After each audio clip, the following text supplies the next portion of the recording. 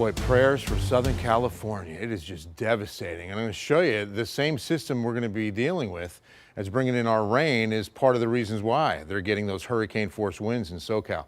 All right, first, let's start with the winter weather advisory for the Texas Hill Country. Again, just want to remind you of the counties. It's going to be Kendall, Bandera, Kerr, then to Real, Edwards, and Val Verde. You can see just at the top of your screen, this does not include San Antonio, and it goes into effect tomorrow morning at 6 a.m. Here we go. With driving, remember that it's Thursday morning that we're going to see the freezing rain in the Hill Country, showers with some ice up there, and numerous showers even into the nighttime hours in the Hill Country. That's why those are in red.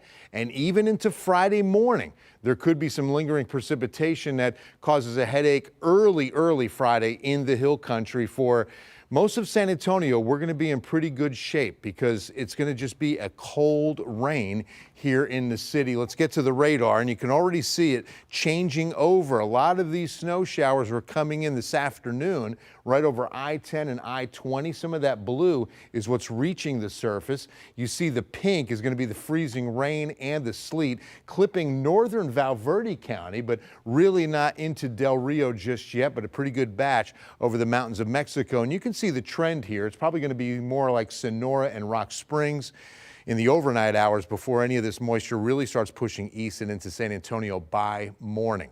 Now, here's one factor to consider. The air is very, very dry.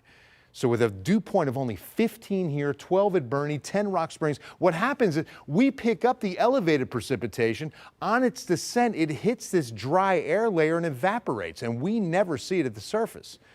But by morning, that's going to be changing. Temperatures right now, 36 at Bernie, 38 Bandera. We've got to be watching for the 32s. And San Antonio and the metro look to maybe only dip to about 38 or 39 by tomorrow morning. Not much of a fluctuation in these weather patterns, and that goes for tomorrow afternoon, too. We're going to stick right into the upper 30s. Look at this, 6, 7, 8 p.m. tomorrow. No big change on the numbers all day tomorrow. Just a cold, damp, raw day. Look at the size of this low. So what's happening out in SoCal, you got this low and then there's a high, and that sandwich is what creates a tight pressure gradient and winds of 60 to 70 miles per hour across Southern California. Now this low, sending in all that warm, moist air on top of our cold air layer, and that's the overrunning setup for the rain. So it gets started. This is 6 a.m. And we've got some pretty good light rain across the city and metro for the Thursday commute. Allow extra time. It's going to be very slippery, and you can still see a good batch of sleet and freezing rain across the Hill Country, pushing farther and farther east. But then once temperatures start warming up tomorrow afternoon, everything's liquid, and these are healthy downpours. We're looking at upwards of about 1 inch to 2 inches of rain out of this. And we're in extreme drought, so that's exactly what we need as far as where that rain's going to fall.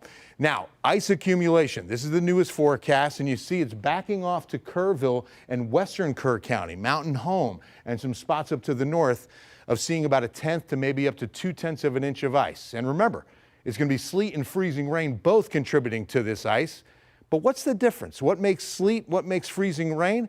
To break that down, let's bring in Roxy Van Rooten with some team coverage on this. And Roxy, what are we looking at when we're talking about the difference there?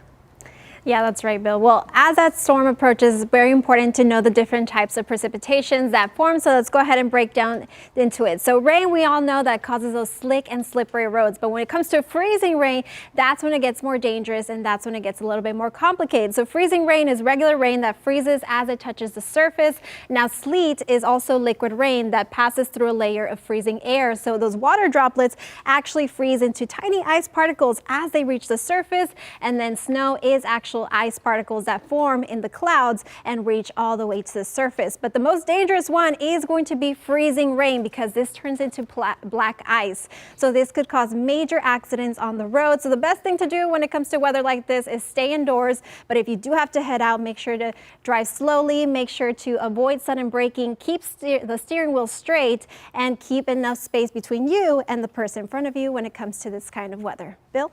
Good tips, Roxy. As a matter of fact, we're keeping a close eye tomorrow on Kerrville. Meteorologist Jeremy Baker wakes up in Kerr County.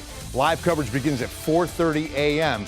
on I-10. Back here in the city, Let's take a look from the quarry, a live picture under cloudy skies and waiting for the rain by morning. The 14-day forecast will show you a weather impact alert for tomorrow, but I'm lifting it for Friday because all the moisture is going to be out by sunrise Friday. So tomorrow, high of only 40, 39 to 46 on your Friday. Nice recovery over the weekend with loads of sunshine and highs even near 60 by Sunday. Isolated rain chances even into next week and next weekend.